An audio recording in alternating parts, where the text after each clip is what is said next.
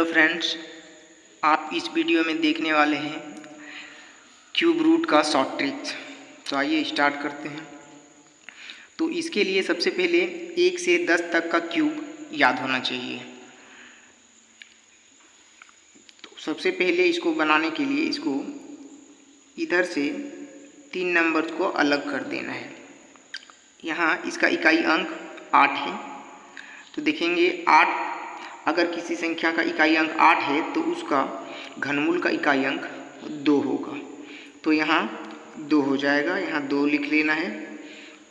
अब देखना है ये तीनों को छोड़कर इधर जो बचा यानी 32 है, तो 32 किसका किसका क्यूब के बीच में आ जाता है। तो यहाँ 3 का क्यूब और 4 के क्यूब के बीच में आता है यहाँ 32। तो यहाँ छोटी संख्या लेना है, यहाँ छोटी संख्या 3 है तो 3 यहाँ लिख देना है और यही इसका आंसर हो जाएगा।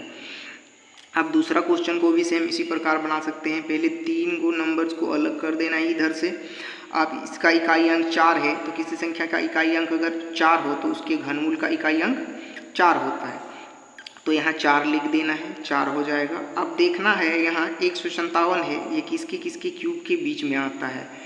तो यहाँ 5 का क्यूब और 6 के क्यूब के बीच में आता है 157।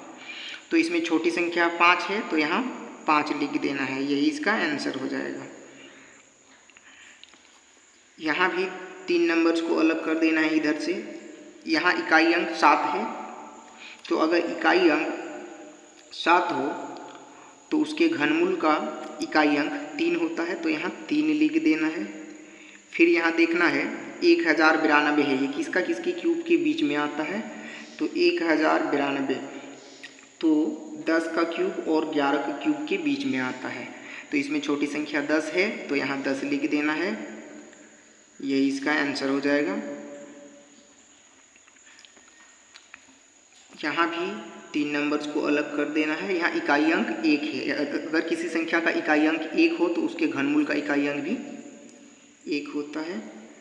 अब यहाँ देखना है 29, तो 29 किसके किसके क्यूब के बीच में आता है।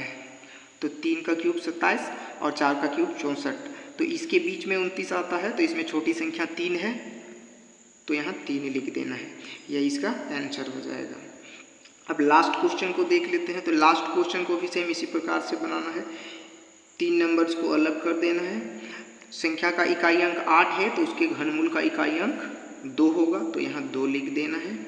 उसके बाद इधर 10 है, तो देखना है 10 किसके किसके क्यूब के बीच में आता है। तो 2 का क्यूब 8 होता है और 3 का क्यूब 27, ये दोनों के बीच में आता है। छोटी संख्या 2 है तो यहाँ 2 लिख देना है, यही इसका आंसर हो जाएगा।